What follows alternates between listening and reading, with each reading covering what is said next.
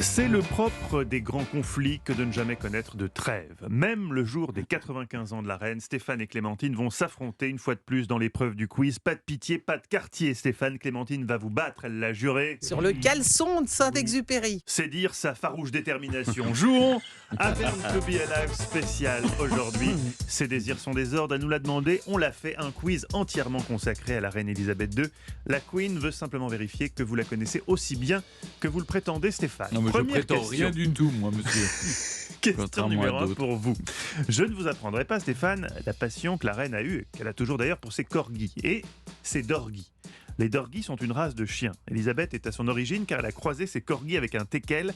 Vous dites perversion, je dis amour de la nature. Elisabeth II a depuis mars dernier 2 nouveaux compagnons à 4 pattes. L'un s'appelle Mouik et l'autre Cyrus, en hommage à l'étoile du même nom, car son Altesse a une passion pour le cosmos. Vrai ou faux ? Alors, je connais pas le nom des 2 nouveaux chiens qui sont entrés dans la vie de la reine Elisabeth. Je sais qu'elle a 2 dorgis qui sont effectivement un mélange de corgi qui est de Welsh Pembroke Corgi, c'est la race ce sont des chiens de berger gallois et qu'on a mixé avec des Dachshund qui est l'autre nom de teckel. Alors là, on n'a jamais été aussi pointu. En fait, ça vient de Deckel. C'est le nom des Dachshund qui arrivaient de Saxe-Cobourg-Gotha. Et c'est la reine Victoria qui aimait beaucoup ces chiens. Et c'est pour ça que j'ai adopté moi-même des teckels. Magnifique, ça vaut au moins 2 points. Voilà, là, on est sur du 2 points. Donc, je m'incline devant le mystère. Qu'est-ce que vous répondez à la question ? Vrai ou faux ? Normalement, c'est vrai, mais j'ai un doute s'il y a un piège, c'est sur le nom des deux dorgis. Bah oui, alors l'un s'appelle Mouik et l'autre Cyrus, en hommage à l'étoile du même nom. J'avoue que là, je confesse mon ignorance. Alors répondez tout de même, oui, vrai ou faux ? Oui, c'est vrai. C'est vrai. Vous avez perdu. Il a perdu après avoir donné la généalogie des chiens. Mais c'est honteux. C'est honteux. Il s'appelle pas. C'est honteux. Je restitue. Je vous donne le point. Peu importe ce que dit la régie, je donne le point. C'était trop beau comme réponse. Ouais. Non, alors c'était faux. Je pense que c'est sur les noms. Elle a effectivement une passion pour les étoiles. Elle a effectivement 2 nouveaux corgis depuis mars, mais elle a appelé le deuxième Fergus en hommage à son oncle Fergus Bowes, mort au combat. Oui, le durant piège la Première Guerre mondiale. était. Merci parce que le piège était vraiment honteux. C'était vil. Oui, mais en même temps, je pense que la personne qui conçoit le quiz s'est dit que vous étiez tellement fort en reine Elisabeth II qu'il fallait quand même vous mettre des pièges partout. Question numéro 2 pour vous, Clémentine. La reine a anobli beaucoup de personnalités durant son règne. Parmi elles, Carlos Ghosn, Elizabeth Taylor, Barry Gibb des Bee Gees et Agatha Christie. Vrai ou faux ? Oui, je pense que c'est vrai. Il y en a un Carlos Ghosn, ça me paraît curieux, ça. Elle aurait anobli Carlos Ghosn.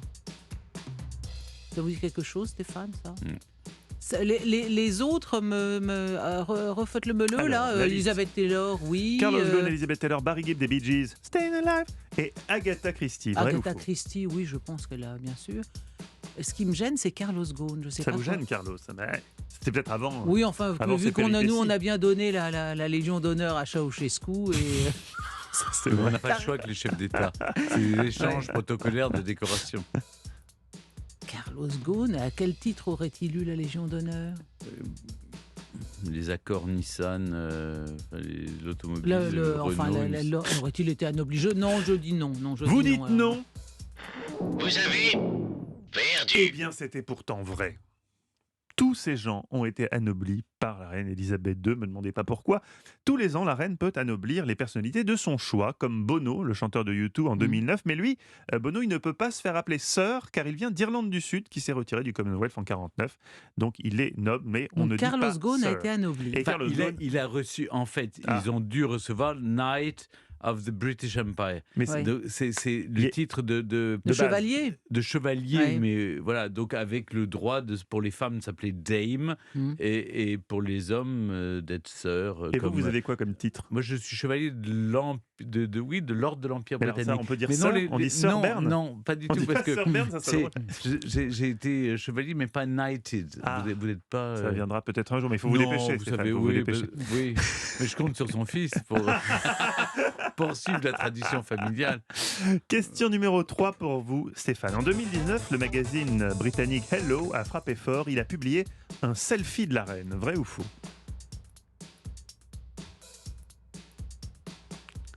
Un selfie de la reine.